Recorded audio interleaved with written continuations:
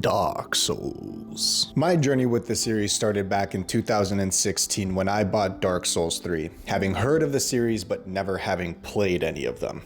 Dark Souls 3 went on to become my favorite game of all time, but I never went back to actually beat the other games. I mean, I've tried Dark Souls 1 a few times, but I never made it past Anne Orlando, and I don't remember even beating the boss in that location. To this day, I still don't consider myself a Souls series veteran. I mean, I've played Dark Souls 3, Sekiro, and Elden Ring, but only two of those really follow the FromSoft formula. I've also stuck with very similar builds when I've played these games, making a dexterity-based build, either using straight swords or using some sort of katana. I do want to switch things up today. We are going to use an axe as chosen by a friend of mine when I asked him, and it is going to force us into a quality build, so it's not too different, but it should shake things up, and I'm using an axe for the first time, so thank him for the choice. Enough talk. Grab your swords, spears, axes, and prepare to die with me as I aim to complete Dark Souls for the very first time.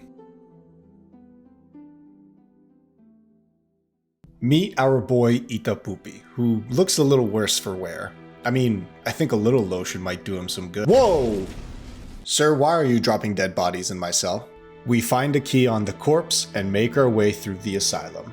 We stumble into this area with the first bonfire, a mechanic that would influence a lot of other games. Basically, it's a spot where you can rest to fully heal and restore your main healing item, but will also respawn most enemies. Some of the stronger ones and bosses won't. We also encounter our first boss. However, equipped with only a broken sword, we are in no way fit to battle, so we find an exit and gather our gear. After avoiding a trap, we find the man who threw the corpse in our cell, telling us that as an undead, it was his duty to ring a bell of awakening, but he passes this quest on to us. Our appearance makes more sense now since it turns out we are also undead and going hollow. I promise, once we reach our first plot-relevant boss, I'll explain a little more about what's going on in this game. Anyway, with the proper equipment, we head down to take the boss out quickly. Nice and efficient start to the playthrough. With that, we get kidnapped by a giant bird and taken to the Firelink Shrine, our hub area for the game. Talking to the sitting man over here, it turns out there are two bells we need to ring. Fun. Well, these bells won't go ringing themselves, so let's go towards the first bell in the Undead Burg. I don't believe there's anything of importance that happens here, so outside of showing off this cool dragon for no reason whatsoever, we can skip to the boss of the area, the Taurus Demon. Unfortunately for it, I already know the trick to beating this boss.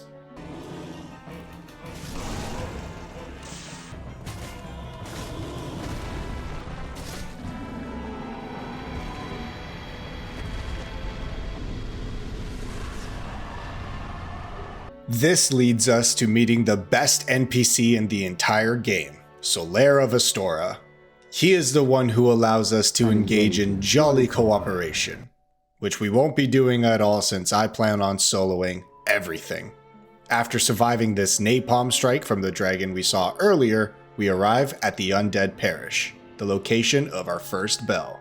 We have a few key moments here. Firstly, we meet Andre the Blacksmith, who can upgrade our weapons.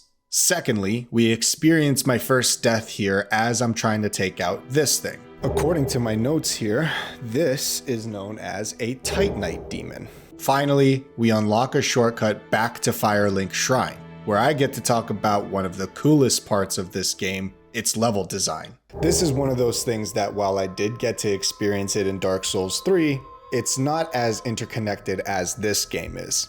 See, what I'm showing off here is a shortcut between the Undead Parish and Firelink. There was actually a shortcut between the parish and the bonfire at the Undead Burg earlier. It just shows how interconnected the game is, and I want to showcase some of these shortcuts as we come across them. We come across the first plot-relevant boss here in the Bell Gargoyles, so now is probably as good a time as any to explain what the hell is happening in this game. Basically, a very long time ago, dragons ruled the land, and these dragons were immortal due to their stone scales.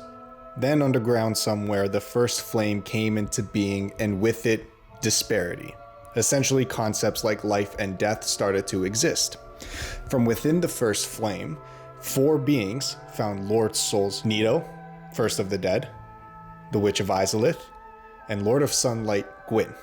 There's also the furtive pygmy, but we won't touch on him until Dark Souls 3. The first 3 decided to wage war on the dragons, and they received help from Seath, a blind, scaleless dragon who was outcast.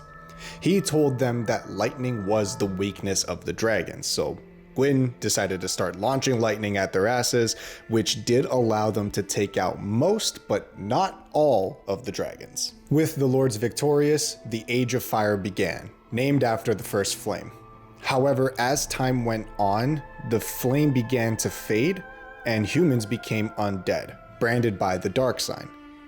Dying too much in this state deteriorates the mind, which makes them hollow, essentially zombies, unless they had a clear goal and the willpower to complete that task. I just vomited a lot of information, and there's so much more lore that we could get into, but hopefully I've done enough to explain a little bit more about what is happening here and what we're doing. Let's get back to the boss battle. Literally, the only lore with these guys is that they guard the bell. We do experience another death in our first attempt, but we complete the secondary task of cutting off the gargoyle's tail for the gargoyle tail axe, the friend's weapon of choice. After upgrading at the blacksmith, we take our second attempt, killing the boss and ringing the bell. With the bell rung, we head towards the lower area of the burg, which fucking sucks. Narrow pathways, dogs, fast enemies, cool shortcut back to Firelink though, all capped off by an infuriating boss in the Capra Demon, which had all those exact issues. Thankfully, we completed on our first attempt and head to the depths, where we suffer one embarrassing death, followed by another one at the hands of an online player. Enjoy it, Ruby.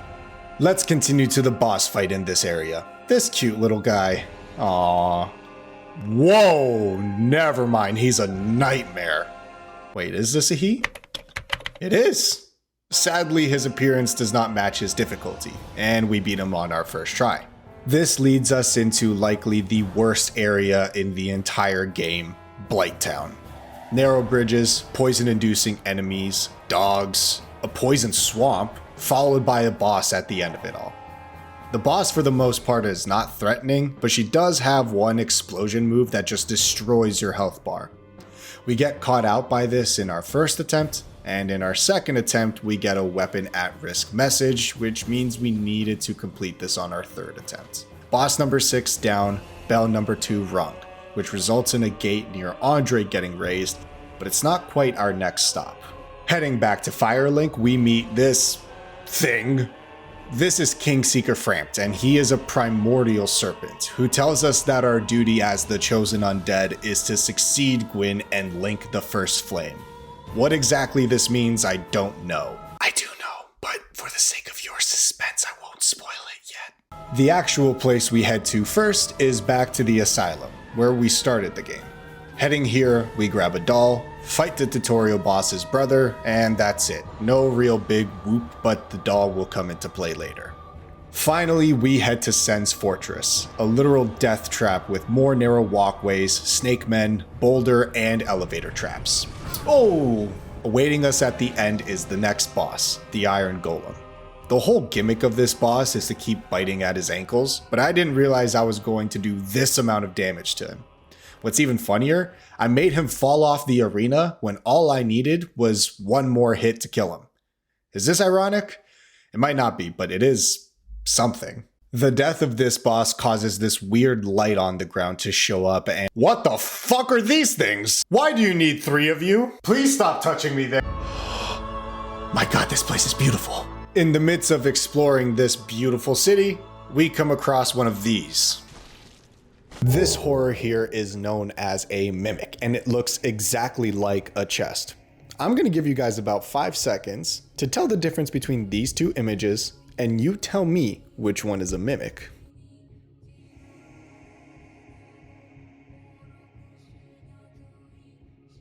If you pick the one with the chain pointing towards you, that's a mimic. I just wanted to see if anyone could get it. Comment down below what your guess was and be honest about it. Also, if you decided to scroll down already, feel free to drop a subscribe and a like on the video as well. Thanks, dudes. We continue our way through the Golden City, find this giant painting, and quickly learn why all museums ask you not to touch the paintings. Yeah, the only reason this happens is because we picked up the doll from the asylum. We can't even leave until we complete the area, and this place is super weird. Bulbous enemies that shoot poison when they die, crow demon thingies, this fucking dragon, and at the end, a human-dragon hybrid that does not want the smoke. I mean, she cloaks herself to avoid it. It takes 2 attempts, but we kill the optional boss. Also, to escape this place, we dive off a cliff. Talk about a leap of faith. Back in Anne Orlando, we battle our way through the narrow arches, meet our best friend at the bonfire, and find a message that is very funny, but I'll let you guys figure out what exactly this might mean. This puts us in front of one of the most acclaimed bosses in the series, Ornstein, and I believe this is pronounced Smo. This duo fight has been termed a gank fight. Basically, anytime you fight 2 bosses, it's called a gank fight. I immediately find out why this is one of the best bosses in the series. One slow but hard-hitting enemy, the other a fast but weaker foe. It's a test of patience to look for the right openings and find ways to separate the 2 using the pillars in the area. It's a well-designed fight. General strategy here is to focus on one of them at a time, preferably Ornstein since he's the one that can keep up with you, since when you kill one of them, this happens. You face a souped up version of the other guy. Extra points for me because I used all of my healing items in the very first phase of the fight. But the joke's on Smo, because I don't think he hit me a single time in the second phase. I beat the boss on my first try. Hell yeah. I once again read a message that reminds me no matter how hard I try, I will never be funnier than a comment section. And behold a chest so amazing my character simply must kneel before it, receiving the Lord Vessel and unlocking fast travel. Finally. Coming back to Frampt, he tells us the next step in our journey, to gather the Lord's souls from Nito, the Witch of Izalith, the 4 kings who have Gwyn's soul, and Seath the Scaleless. However, we'll take another detour right now and head to Darkroot Garden to do a couple of things. First, we have a boss fight against the Moonlight Butterfly, who I've heard can be a bit of a DPS test. You tell me how I did. We then fight Great Grey Wolf Sif, who holds an item we will need to challenge the 4 kings. To make us feel even better about killing a dog, you also get to watch him limp at low health. If I had to suffer through this, so do you. We then make our way to the Darkroot Basin to fight a Hydra. Hilariously, I wasn't paying attention and I fall to my 26th death of the run. We managed to defeat the Hydra, then clear out a couple of more enemies, including a gold crystal golem that was holding Dusk hostage. This will be important later for accessing the DLC. Heading back on track with the game, we head to New Londo, an ancient ruin found just below Firelink. It's home to probably the most annoying enemy type in the game. Ghosts. You need to be cursed or carry a weapon that has that property to even be able to hit them. Extremely annoying in my opinion, so I had forged the Great Sword of Artorias just to cover my ass in this area. Exploring the area further leads us to finding Ingward, who gives us the key allowing us to drain the water out, making the rest of the area explorable, and allowing us to challenge the first boss on our list, the 4 Kings. This boss was not as challenging as I was hoping. The arena is unique and super trippy when playing it, but the boss is another DPS check. One of these guys appears every 45 seconds, but if you kill them quickly enough, you never have to deal with more than one, which is exactly what happened on my first attempt. Slightly disappointing that the first of these bosses ended up being so easy. We teleport back to Anne Orlando and head towards the Duke's Archives. This place looks like a grand library and oh, we ran into the boss already. And I can't reach him. Turns out you have to die here, as you'll be put in a cage next to another bonfire. Guess how you open the door? Yeah, that's all it took. With our great escape, we head towards the Crystal Caves next, accidentally fall off a ledge, continue on these invisible platforms, and find Seath's JO Crystal. Fearing I might be wasting his time since I won't jack it with a bro, we start the fight with Seath. Yeah, whose essence won't get recharged now, you dumb bitch? 2 Lord Souls down, 2 more to go. Next up, the Demon Ruins, where I find out that previous bosses are now common enemies. That's always a good sign. Also, we defeat Ceaseless Discharge, god that name sounds disgusting, which lowers the lava level. Immediately following that, we run into the Demon Fire Sage, who is just a reskin of the Asylum and Stray Demon. That's kind of disappointing, and we defeat him on the first try. And then come across a third boss. When did this become a boss rush? The Centipede Demon only ended up being a challenge the first round because I can't step in the lava without having my health immediately burn away. And being on a limited platform, I get grabbed and I die. We did manage to cut off his arm, which does give us the orange charred ring, which greatly reduces that burn damage. Guess how much more successfully the second attempt went. We continue along the path, finding our best friend Solaire having the male experience of never finding the clit, find another bonfire that we can't light because we get invaded by Papa Guac, die, light the bonfire on the run back, and then find Solaire one more time. No! My best friend in the whole world! Dark Souls, you depressing son of a bitch! Why would you do this to me? Having put our best friend down, we continue our journey and find the Bed of Chaos. Now, I've heard the horror stories. It's one thing to hear secondhand accounts. It's another to experience this garbage for yourself. For the uninitiated, take a guess as to what the gimmick of this boss fight is. I'll give you 3 seconds. If you guessed destroy the orange stuff, congratulations, you were right. Also, this game is a platformer now. I fucking hate this boss. I died 5 times to the Bed of Chaos, the most by any boss in this game, and this was my reaction when I beat it. I beat it. What?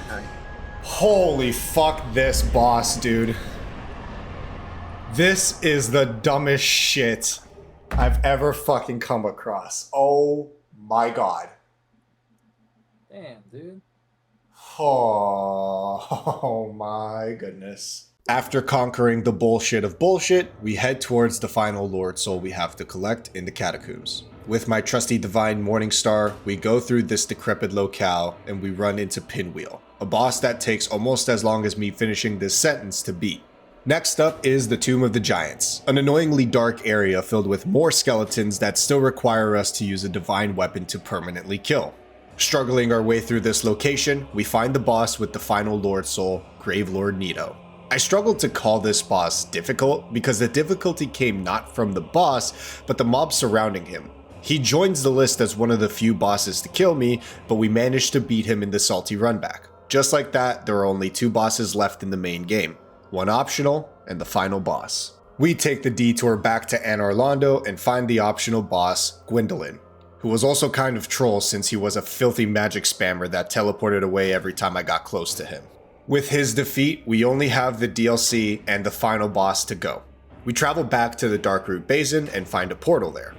Didn't we learn our lesson from the painting? Oh my god, what the fuck is that? Waking up, we immediately run into the first boss of the DLC, the Sanctuary Guardian. While we are still able to take this boss out in our first attempt, there is a noticeable improvement in boss quality since probably Ornstein and Smo. Now we're going somewhere. With the defeat of the Guardian, we find a giant mushroom named Elizabeth who lets us know the abyss is spreading and that we need to stop it. She also mentions Artorias might be nearby, but that it's likely that he had been corrupted by it at this point. Quick lore dump here. Artorias is a name that we've come across multiple times in the base game. In fact, Sif is a companion of his. Known as the Abyss Walker, he's most famous for having stopped the Abyss but at the cost of his own life. What the DLC reveals to us is that history has lied. He was in fact corrupted by the Abyss, and it's up to us to put him down and give him an honorable death. He ends up being one of my favorite bosses in the game, despite the fact that I still beat him on the first try, but he was this difficult with 1 good arm. With Artorias' reputation saved, we continue through the town of Ulasil, come across a crest key and a silver pendant, and head back to the Artorias boss arena to find Go, a blind giant bowman who asked us if we've been bothered by a dragon lately. I don't know, man, I haven't even seen a dragon. Oh god, oh god, oh god, oh god, fuck! Yes, he's bothering me. Damn, that was badass. Calamite is a great boss as well. High damage that doesn't really feel like it's bullshit, high HP so that you don't just tear through him, a grab that apparently doubles the damage you take. All in all, a great boss. One that joins the ranks of the few bosses that managed to kill me multiple times. Cyclops as a dragon, you're not too bad. We continue Artorias' quest and journey to the Chasm of the Abyss. We find Sif surrounded by humanity enemies, which I don't even want to know what the implications of that means. And when he is saved, we pick up Artorias' shield, meaning he broke his arm protecting his pet wolf. This goddamn wolf, man, why is it making me emotional? Why? Okay, I'm sorry, but we need to focus up. We have one of the last two bosses to challenge here, Manus. This boss absolutely mollywopped me in the first attempt. We managed to beat him on the second try, but what a fun boss this guy was. The DLC by far outperformed the main game bosses. Sadly, reality hits us, and it's time for us to reach the end of our journey. We head back down to the Firelink altar, offer the Lord's souls to the vessel, and head down to the kiln of the first flame to challenge Gwyn, who takes the first round. Can we take it on our second attempt?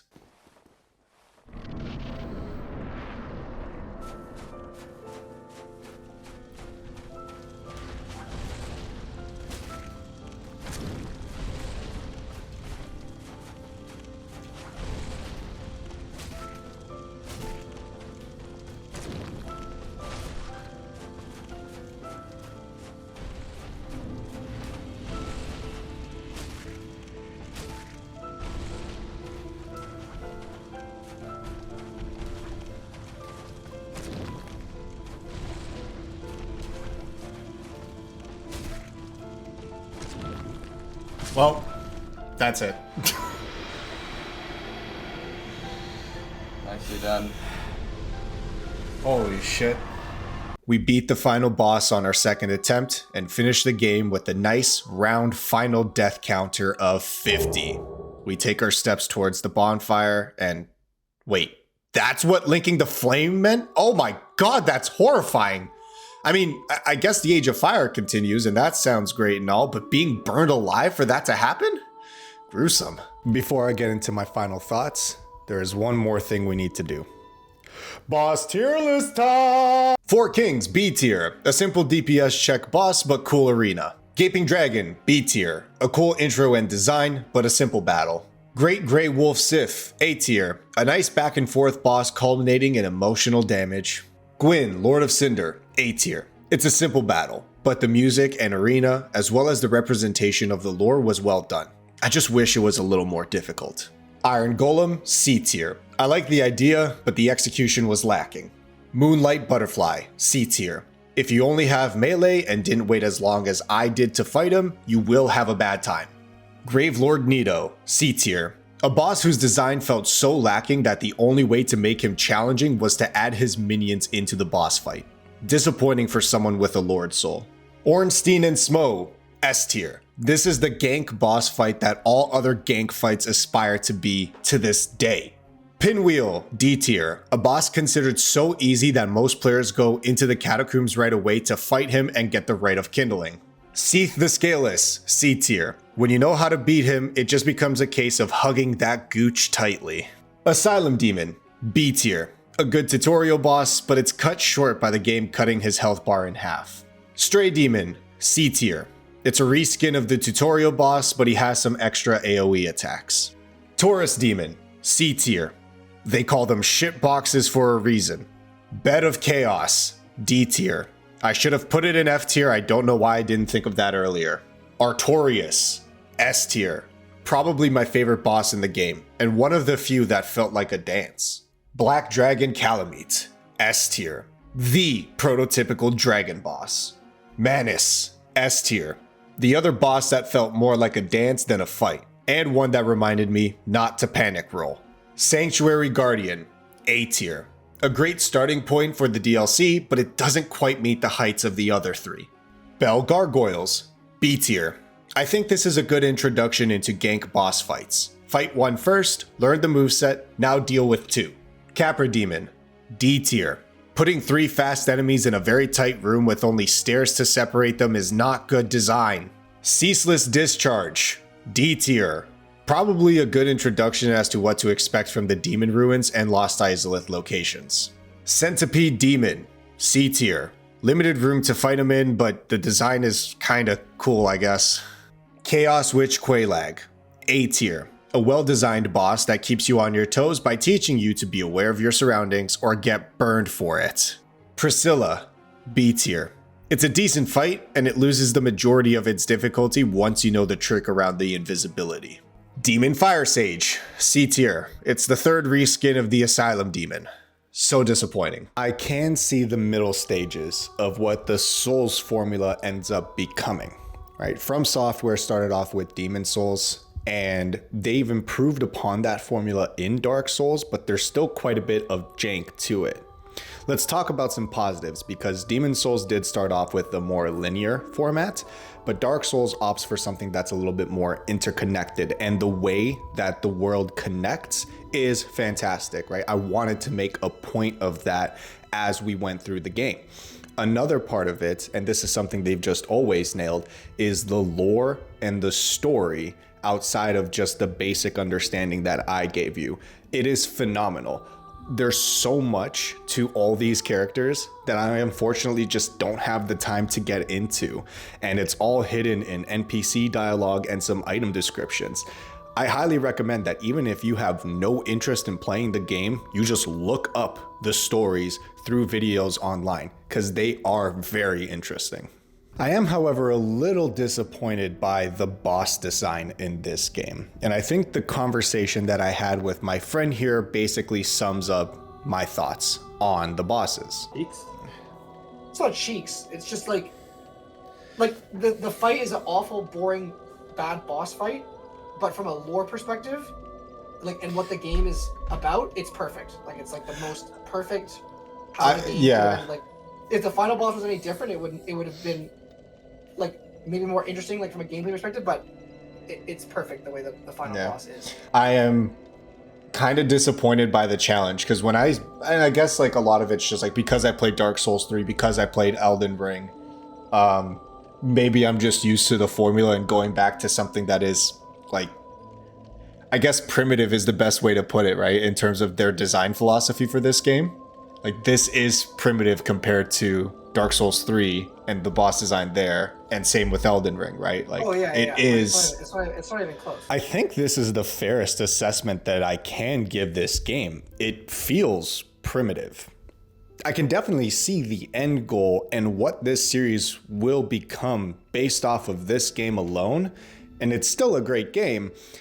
I just don't feel like it's something that I want to come back to anytime soon because of that feeling. Now, to their credit, FromSoft did what they could with the rushed development that they had, a story that's been told time and again. However, you can really feel that in the second half of the game, especially for the bosses that were so important lore-wise. The Bed of Chaos, I think, is the perfect example for this. This is what becomes of the Witch of Izalith when she tries to reignite the first flame using her own soul.